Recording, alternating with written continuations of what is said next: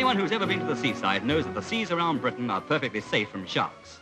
But a group of enthusiastic fishermen have made a really prodigious effort and found that there are sharks off Cornwall. They're about 20 miles out in the channel, and they're not man-eaters. So off you go to Cornwall and hire a boat for £8 a day with another £3 per tackle. And what do you get for all this effort and expense? This unsavoury-looking mess known as rubby-dubby, consisting of pilchards, heads and offal. You put it over the side in a net, and particles of oil and fish drift away from the boat. Sharks have a very keen sense of smell. Not that they need it for rubby-dubby. The first of the novices tries her hand. The object of the harness is to take a lot of the weight off the angler's arms and to stop any tendency to be pulled overboard. She receives last-minute instructions, how to adjust the clutch on the reel. And there's her first shark, a fearsome monster, all of 60 pounds.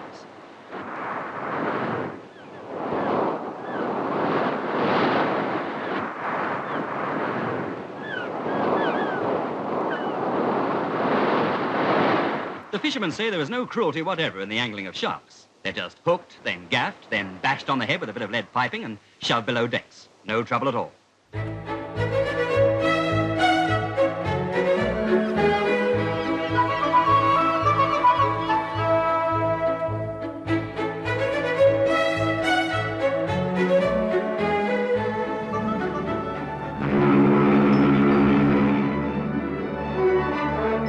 The last sight of England, of home comforts and amusements for 3 long weeks. That's what this regular sight means to the 5,000 men who bring in Britain's deep-sea fish supplies as they head north. The trip up is no idle period. Every inch of net has to be gone over and checked. Far from home, home standards must still be kept up, and the roast beef of old England is often a feature of the mess room in the midst of northern seas. Serving food in a force-aid gale would be quite a test of the most highly skilled waiter.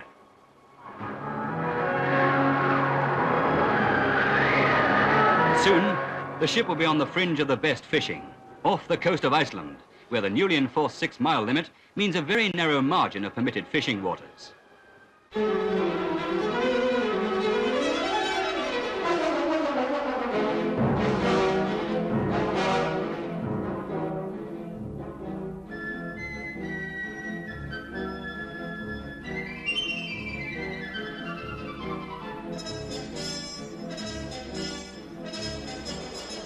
This British gunboat is on constant patrol of the fishing limits in case of trouble with Icelandic authorities.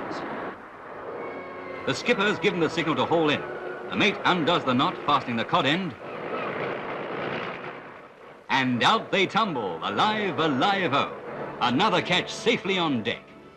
In a good year, a deckhand working flat out may earn £1,000. A third hand, 1,500 to 1,700. But payment is on results. The men sign on for each voyage. It's a chancy job and certainly a real hard grind.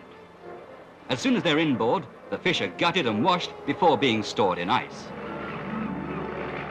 Now the fishing is finished, and it's just a question of cleaning up the mess. There's more than one kind of mess to be cleared up. Since leaving port, nobody's bothered much about shaving, but as land and home draws near, off come the whiskers and the grime of work. All that remains for the seafarer is to tie up in time for the early morning market. Then the dry land workers take over.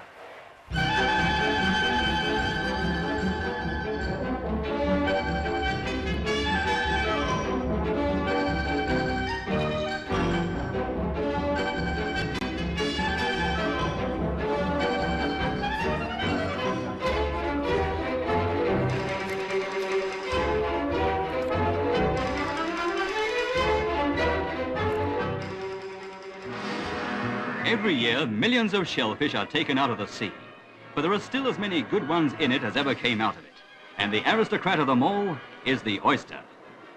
He sleeps in his bed all the summer, and then in September, he awakes to civic honours in Essex when the River Colne oyster fishery is opened ceremonially by the Mayor of Colchester, following a tradition which goes back for 700 years.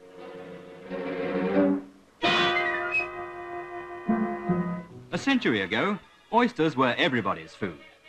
500 million were sold in England every year. Today, Britain produces not more than 8 to 10 million annually, and, depending where you eat them, they can cost up to 2 shillings each.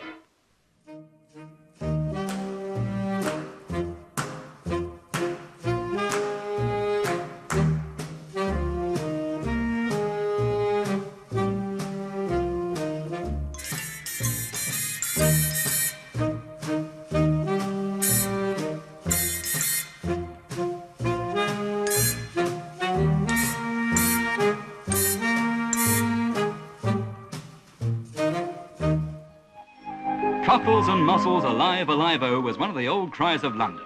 At Lee-on-Sea in Essex, thousands of shellfish are brought in very much alive every day, weather permitting.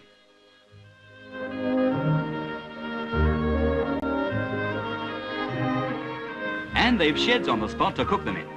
The hot water opens the cockle shells automatically. Then they shake them, and obligingly, the cockles shed their coats. Out of the window go the shells.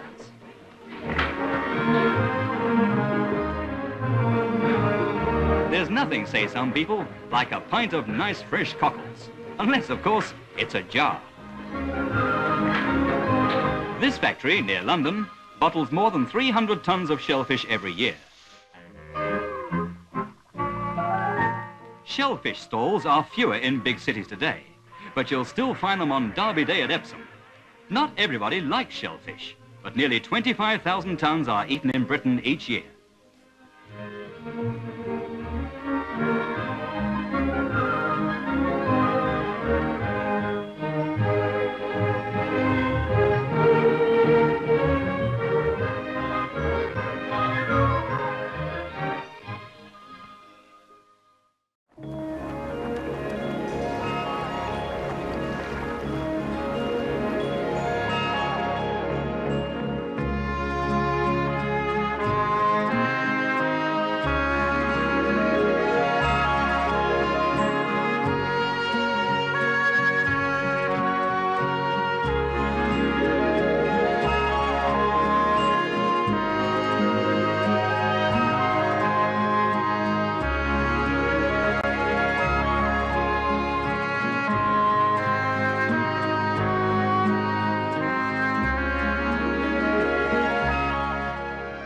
Boats, boats and more pleasure boats. That's the scene round Britain's coastline today.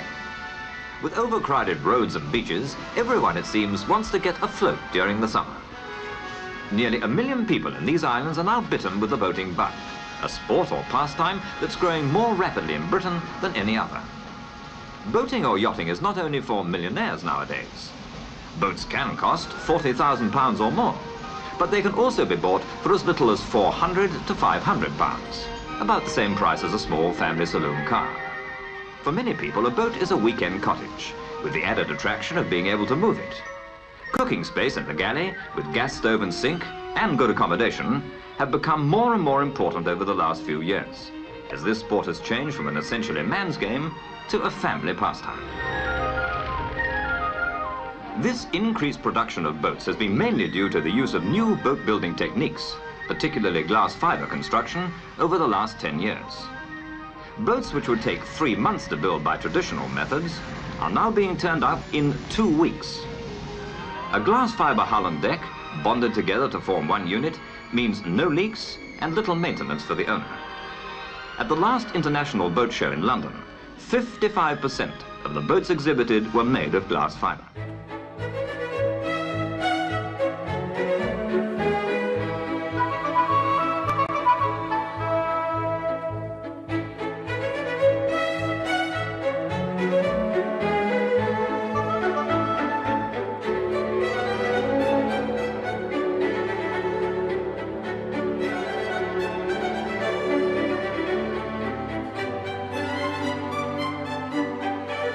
The boat show is the biggest boat show in the world. Bigger, let's whisper it, than New York's. The centerpiece of the show is a 2.5 million gallon swimming pool converted into a harbor, with cottages and village built around it. 313,000 people went to the latest boat show, compared with 120,000 11 years before.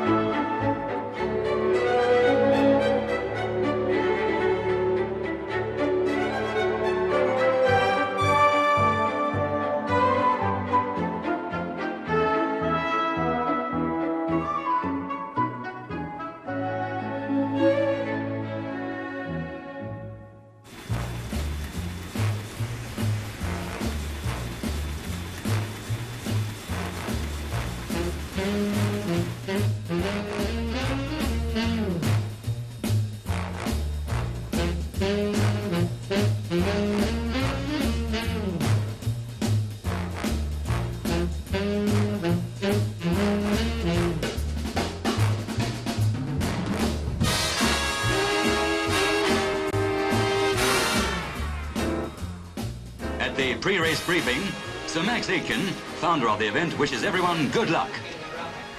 Everything is set for the big race. The crowds are out to see the start. A rolling start with a pack of high-speed craft coming up to the Royal Yacht Squadron line at a controlled speed of 20 knots. And now thousands of horsepower are slammed into full speed ahead. Number 111, the Gardner Brothers 36-foot Surf Fury, is away first.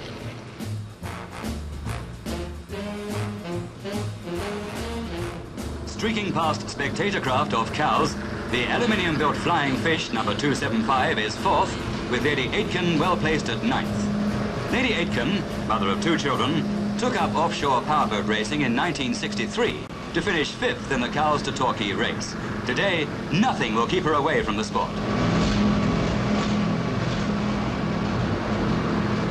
From the crowded cliff tops near Torquay, thousands of spectators waited to see who'd survived this grueling 198-mile dash.